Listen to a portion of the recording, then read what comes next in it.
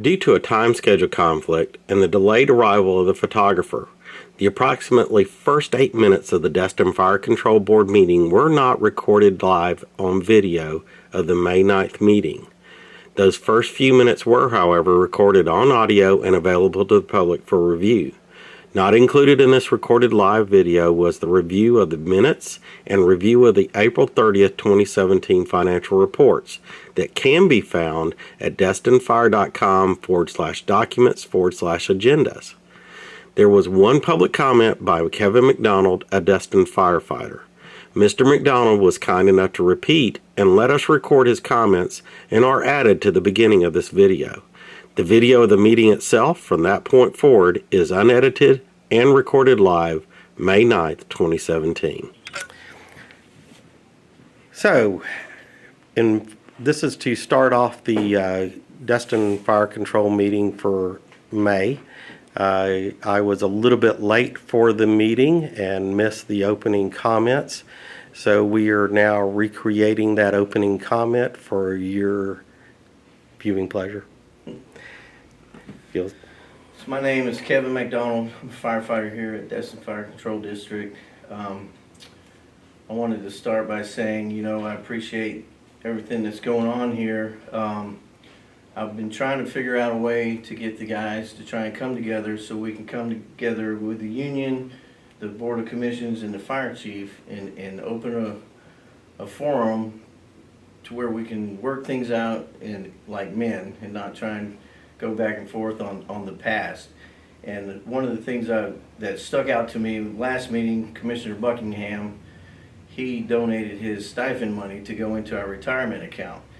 And I realized that during the last negotiations, he took a realm of punishment over the social media, and for him to do that and put that money into us means, to me, I took it as a sign as he wants to move forward and put the past behind him. And I took that as an olive branch, which with that I can go to these guys and try and sway them back in my way and bring the momentum back to where we can work this stuff out like men, put the past behind us, move forward, and make Destin the best fire department in the state of Florida. That's where I would like to go. I take pride in my job. I love my job. There's nothing else I'd rather do.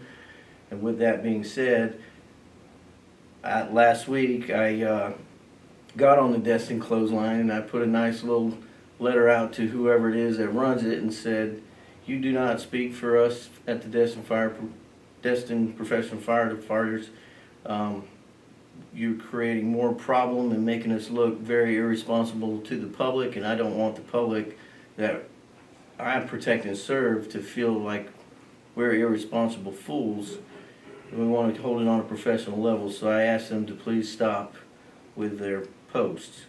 That was pretty much my statement. I thanked the guys. I said I knew they had a job to do, which was to get the budget back where it needed to be, and they have done that successfully. So now's the time to put the past behind. Let's get everybody together and work out this solutions for the next years to come. Thank you, Kevin. I appreciate it. Right. Can I just add one question? We got to tie it into the budget. That's really my question. That's on the sick leave and vacation payout. Yes. That obviously wasn't budgeted. Why wouldn't we adjust our budget at our midpoint to bring that back in line? We are going to adjust the budget for that, but also with that particular expenditure, there's going to be a year-end adjustment for that because we already have accrued a liability on the books where expenses have been picked up in prior years, and I only adjust those type of liabilities once a year. It will wash itself out. Yes, it will. Because I saw our budget adjustment was like only $11,000. Correct. Okay, got it. Okay, thank you. You're welcome.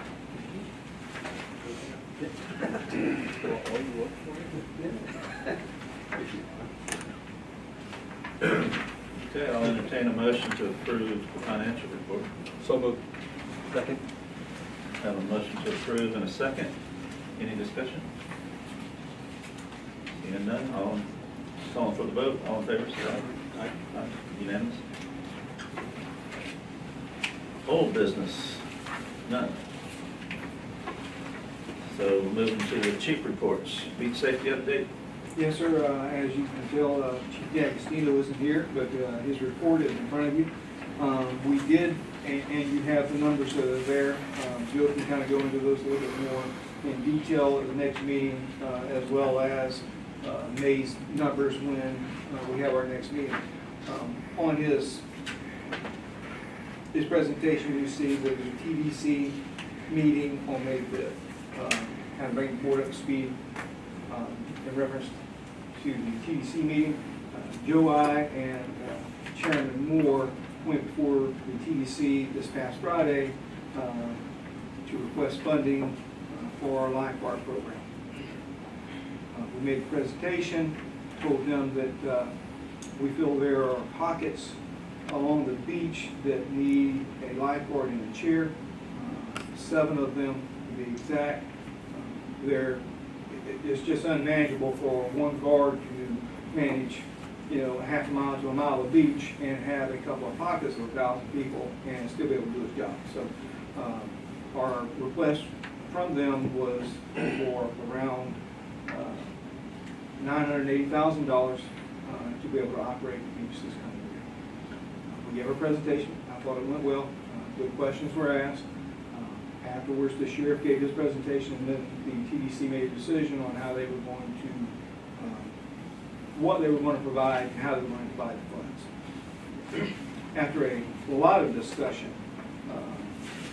they held to the decision that they could only spend for lifeguards and for the sheriff's office 10% of one of their pennies, because they said that's what the legislature decided and that's what the law is. So they divided $1.2 million, gave us $615,614, gave the county lifeguards around $420, and gave the sheriff $175. So of the 1.2, we received 50% of those funds. That's still short of where we would, our break even for even this year's budget. Our break even for this year's budget is going to be around $690. Because you take what we received from the county plus the cities, it's around $690. And the city does not want to continue to spend ad valorem tax dollars on it. And I understand it. And they believe the DDC should pay for it in whole, and I understand that as well. Because the county's they're paying for the county system in whole. So I kind of get, and I understand the logic behind it. We'll need an additional increase. I do not believe this is going to be the last of it, based upon the conversation that was held at the TDC meeting. I think it's going, the funding will be a county commission item where they'll end up making the decision. I truly do not believe that the county commission is going to cut their beach safety program $170,000 by only funding it at $420. Their request was for $590, so that's $170,000 difference, and I just don't see them doing that for their program. They didn't the last year, so I don't anticipate them to do it this year. I anticipate the county commission will. So I'll be meeting with the county commissioners to express our needs on the beach, and hopefully to have a positive impact when that decision is made. And when they'll make it, I would anticipate that they'll probably make the call on that funding as they receive each department's budget through their budgeting process. So when public safety has their opportunity to go before the county commission and present their budget, that's probably when they'll make the decision how they're going to fund that and at what level. I would anticipate having my meetings with the county commissioners prior to that, so that when they have that discussion, they can also make the adjustment to ours.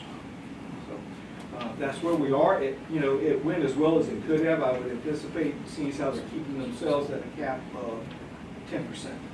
So for us to receive 50% of the 10% funding, and 2 other agencies who were vying for it, we did okay, but we just didn't get the funding that we feel is needed to provide the service at the level that we believe it needs to be. So it's kind of not getting into great detail of what the conversations, but I think there are some advocates that are on that board, and I think one of them being Commissioner Godwin. I think he's an advocate. So I'll be speaking with him first because he is also the representative on TDC for the county commission. So he'll be the first that I speak to, and then I'll probably speak to the other four. Good job, Chief.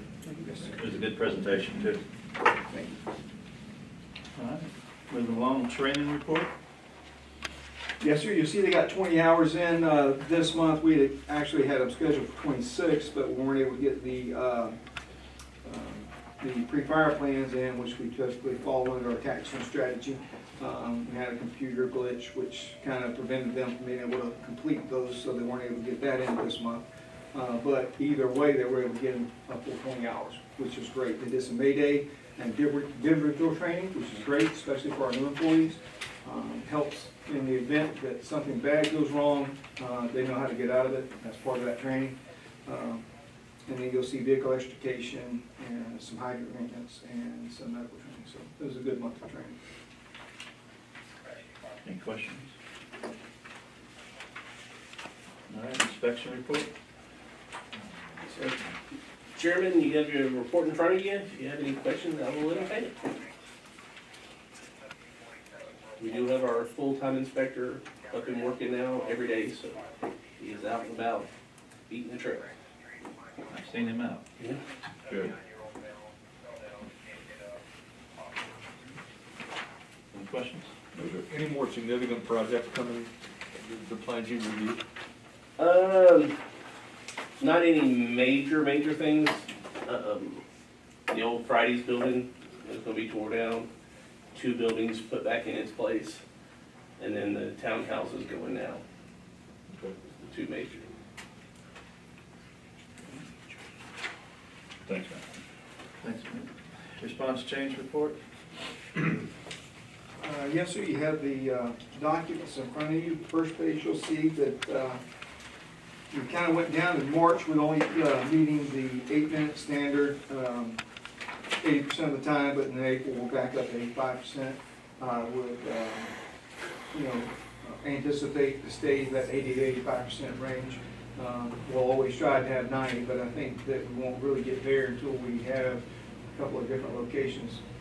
Maybe if we get put the fire station down there, that might help some on that end of town, and maybe those numbers will go up. But I think between 80 and 85% is actually pretty good, especially compared to the 57 that you see there with the county. We're able to pull that data now and compile it and present it before the commission. We will be going back and finishing out this calendar year. We just did not have the opportunity to do that for this meeting, but you will see January, February, and March by the next meeting. So you can see where their number was at 57%. And then you'll follow the next 2 pages, and on page 3 you'll see again Zone 1. There was 51 calls in Zone 1. It's the highest of all the zones, and that being the further west end of town. And you'll see for the year that's 173. That in Zone 3, which is right here where this station is 174. So still indicating that way, and then you'll see the kind of breakdown of the medical calls that we had for this month. And you'll see that it's pretty consistent being the same type of call. And that's it. And if you have any questions, I'll do my best to answer. Chief, what's your assessment of how we are impacted by the manning issues they've had in the county EMS?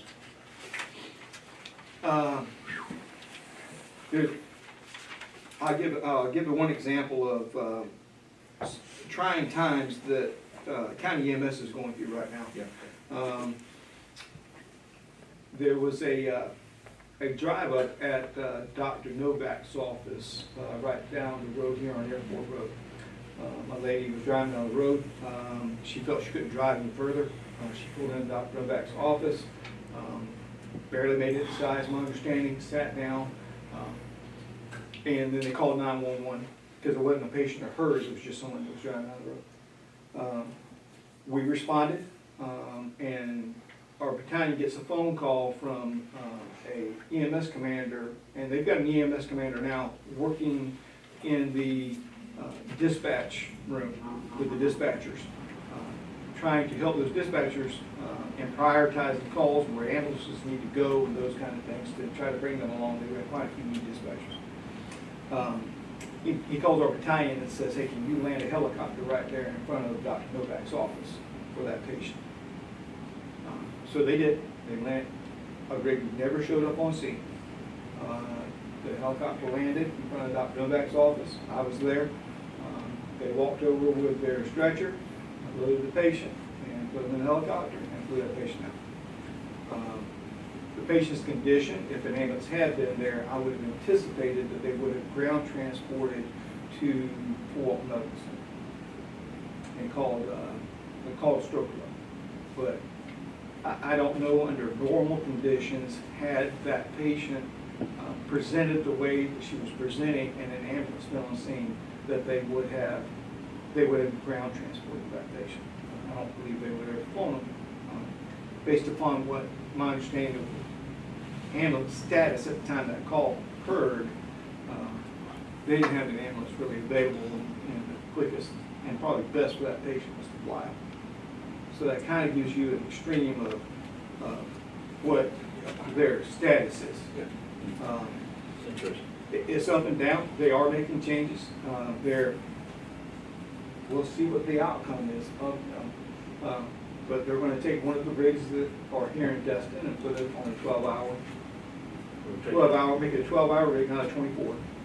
And the other one will maintain the 24. So they're kind of cutting back to 12 and peak loading it on peak loading. So they're picking the time, the 12 hours that they think is the busiest in Destin, and they're only going to upstaff that rig during that period of time.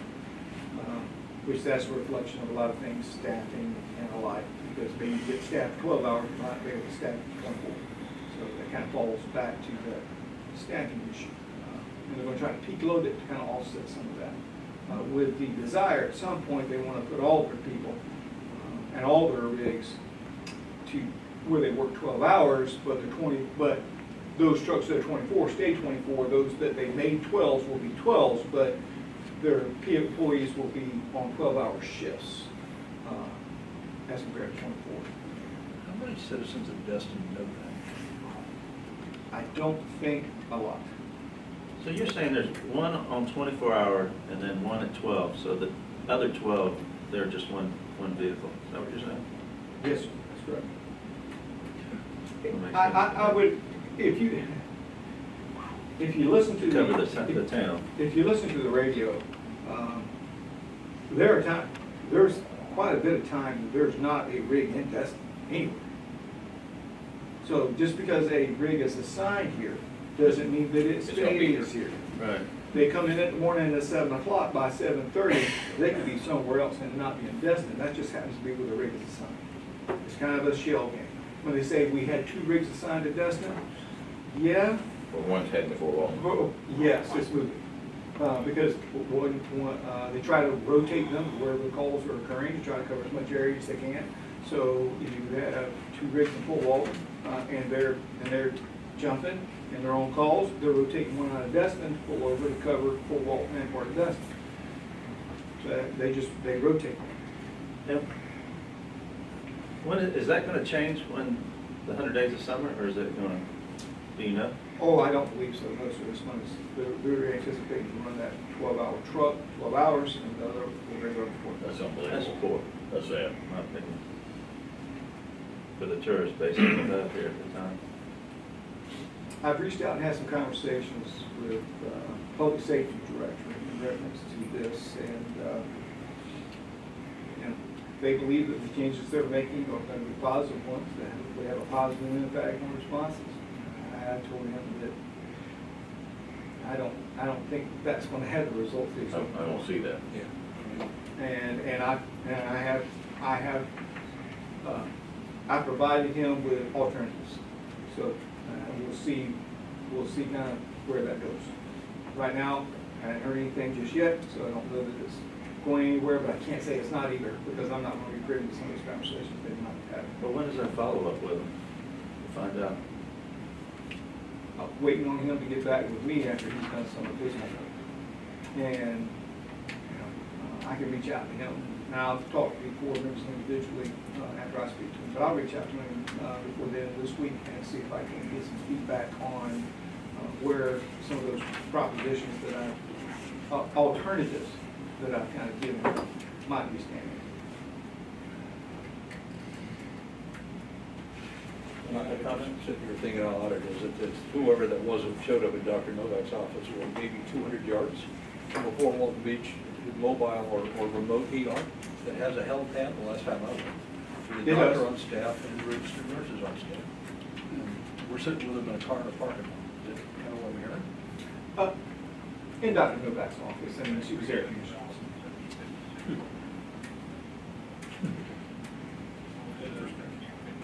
Yes, you're trying, I would say, very much trying times right now. Well, we'll be interested to hear what your next Yes, sir, discussion will be and with. again, I'll contact each one of you independently and let you know how those conversations go. Thanks, Chief. Yes, sir. Overtime report. Oh, I'm sorry, there was a couple other pages when I saw the blank when I left it off. That was my fault. You'll see the response change breakdown. Same slides that you've seen. One slide I did add, it's numbers that we have been keeping, but I thought it would be good to kind of add it in there. Not that it's anything outstanding, it's not. I think this would be the norm, and it is. Is the fourth slide that you see in the group of slides there, which would be the right page at the bottom, shows the responses that we went on, alphas and skilled nursing facilities and animals out of the car. So where they actually requested our assistance on 14 alphas and skilled nursing facilities 3 times. And then, of course, the one beside it to the left is the one where they did not, and they handled it themselves on the alphas and skilled nursing facilities and the animals locked in that the sheriff's officer policy. Any questions on that? Overtime report, Chief? Yes, sir. So very little was utilized in April. Matter of fact, in 5 hours, which is outstanding. That's Good job. Yeah, I'm not sure where February's end up. We've got a couple of things going on in the department. So we'll keep our fingers crossed, but the fact that we know about it, we can kind of schedule people off and take up certain slots, and then again, the only thing that ends up is when somebody calls out sick. Any questions on any of those reports? And then the only other, before we throw this out there, and I'll put it in the chief's report, so it's not really, we have a retirement board meeting June 5th at 5, in case any board members would like to attend. Our new retirement trustee will be at that meeting. And we also have the Week of Blessings that's coming up in this month. And I know that's going to happen before our next meeting, so I want to get that out before the board, because we always participate in the Blessing in the Marketplace, which is May 24th at Destin United Methodist Church, at the Life Center. That's at 11:30 on the 24th. And I can remind anybody when it gets close, maybe they would like to attend. And then we have the Blessing of the Fleet on the 25th at 5:30. We normally put our vote in that. And if anybody would like to be on the boat for that, just let me know and make sure you get on. So those are a couple of events that will be occurring before our next commission. Good, thank you. Thanks, sir. That's it. New business, budget adjustments. Okay, you have before you a document which shows where our approved budget currently is, any recommended budget adjustments up through April 30th, and we've projected out where our expenditures will be through September 30th, and recommended a few adjustments. I'll just walk through them. There's not a lot here. Beginning down in annual expenditures, personnel services, we are recommending a decrease in incentive paramedic of $14,000. This is to cover some expenditures that we need further down in the budget.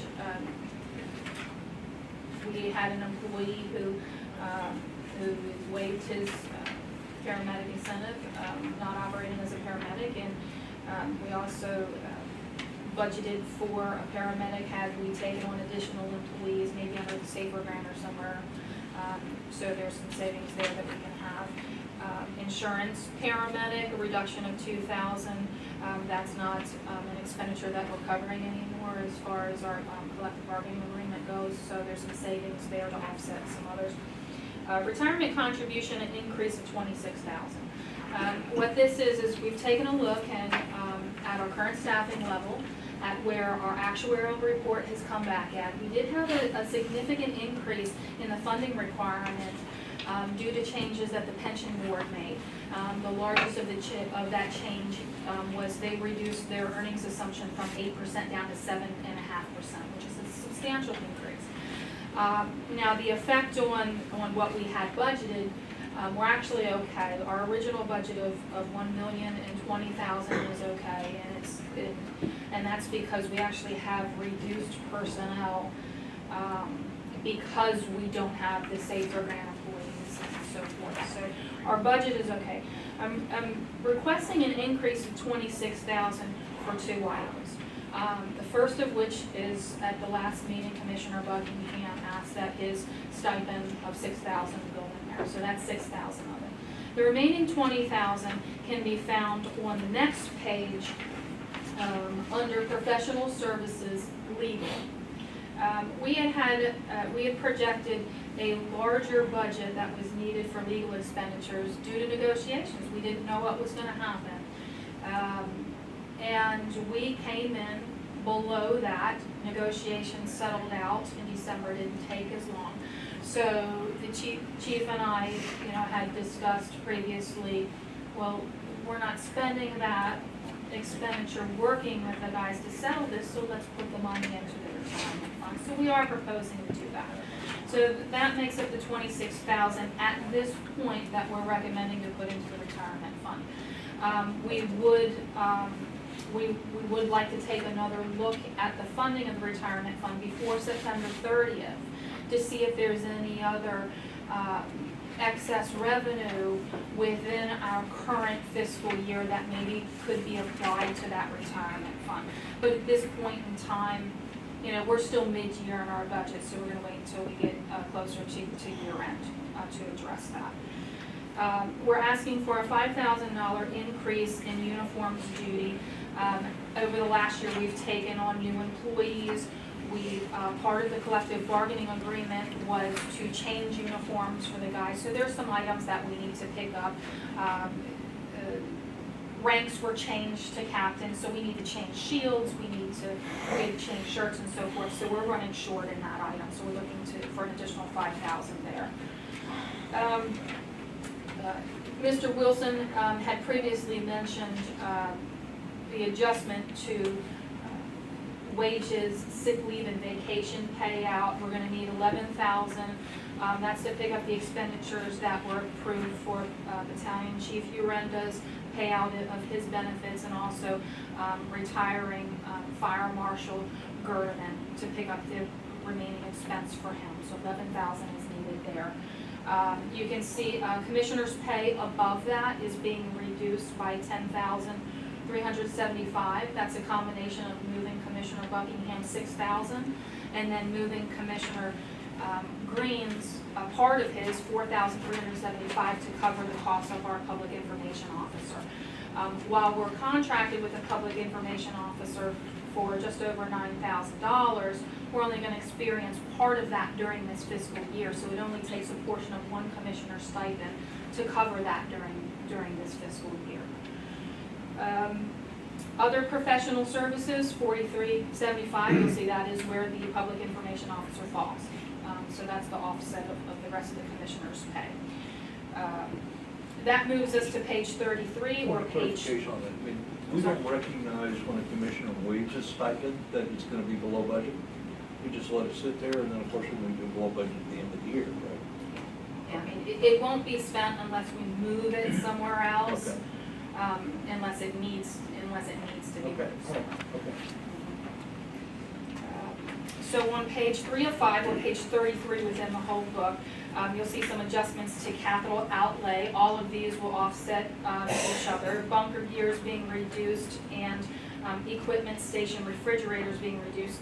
We have replaced the refrigerator here at this point, but it's not a capital expenditure because we replaced it with 3 independent units that were below $1,000 each, so we don't have to capitalize those items. The concrete repair of $4,000, it has been determined that does not need to, we do not need to replace the pad that we thought we did, so there's a savings there. But we need to take those funds that we're saving and we need to put it in the vehicles. When we did the budgeting process for the 2 vehicles that we've replaced, we did come in a little low on the state contract what we thought we were going to replace them with. And then also any upgrades, the lighting and so forth that was determined really was needed, Opticom systems and so forth. So we're looking for a $10,000 increase in that line item. And then finishing this up, there is just some minor adjustments to beach safety within the beach safety service and the junior lifeguard service. They all offset each other. You'll see capital acquisitions.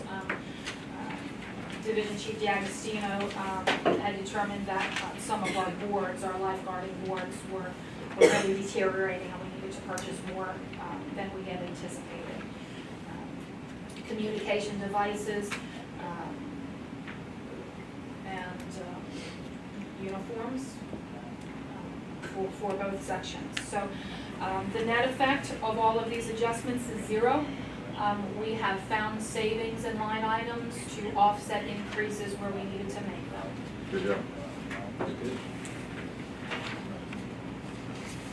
Any questions about the budget adjustments? So I'll entertain a motion to approve. Second. Got a motion to approve the budget adjustments in a second. Any discussion?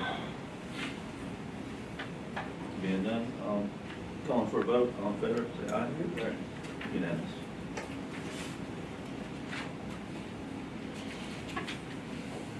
All right, resolution 17-03, declare vehicle obsolete.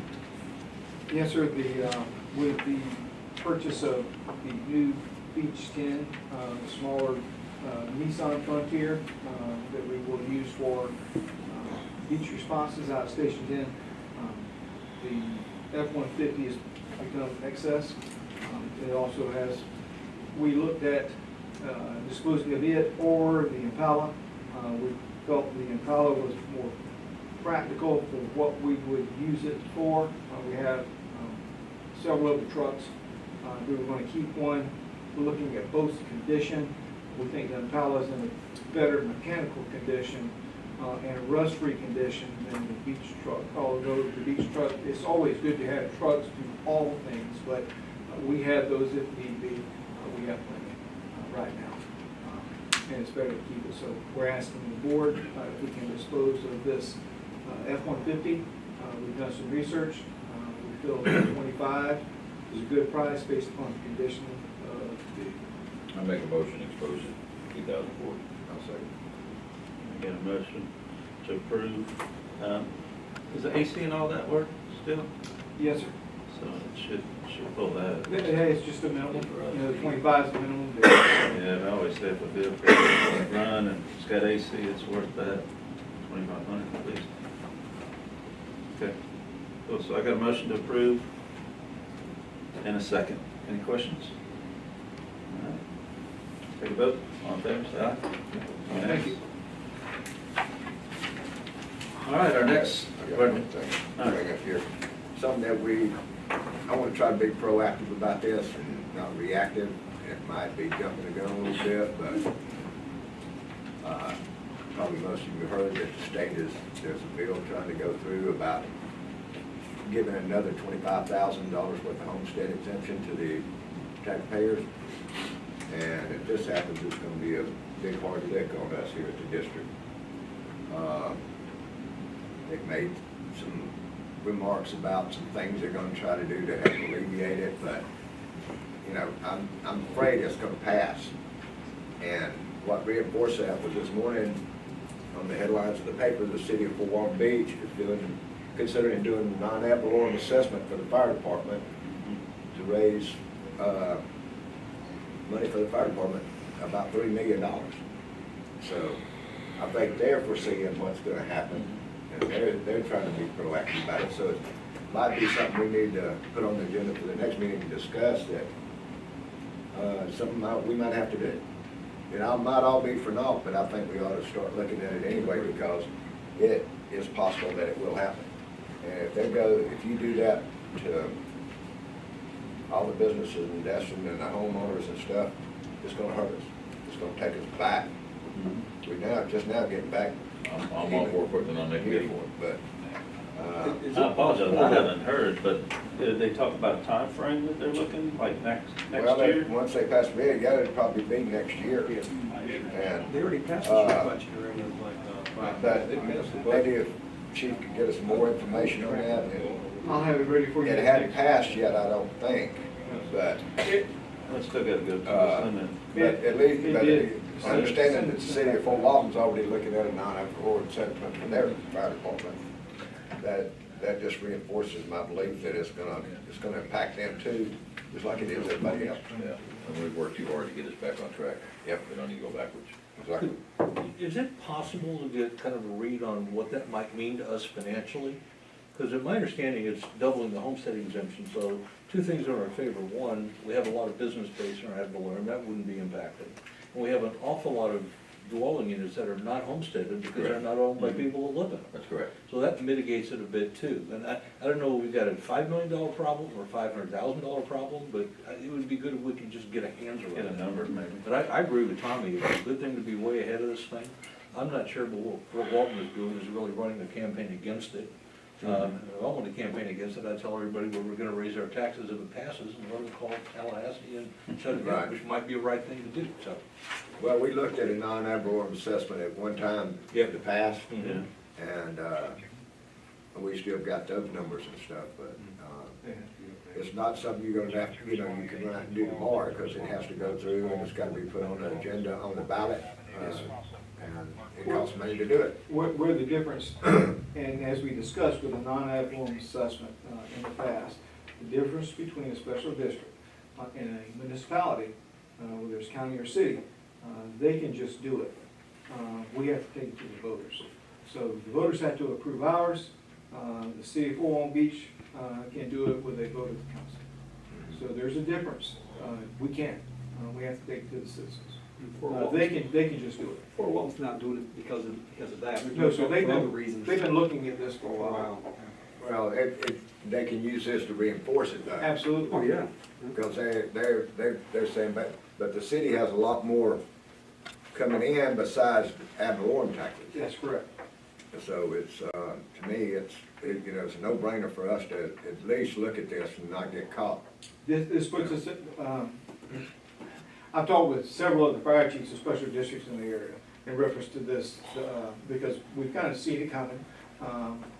We believe it's gonna pass. We don't believe it's not going to. Those that are in those positions are there because the citizens voted them in, and this is a way to give back to the citizens, so they're not gonna not do it, I don't think. I think it's just gonna pass. I think the governor's gonna sign it. That's unfortunate. I just believe that's the way it's gonna go, because they're gonna look at it and go, well, we give them the break, you can increase your ad valorem tax. So whatever this offset is, increase it a couple of whatever, and now you've made that money back up by increasing them. We can't, we're at our cap. We're just gonna have to eat or absorb, hope that the property values go up enough to offset the cost of it. Well, it can't go up enough to offset the cost. I mean, if we got $500,000 and if we got $750, we can't make that $250 back up. It's taken out of one pocket or the other, it doesn't matter. So it's something that I think we really need to look at and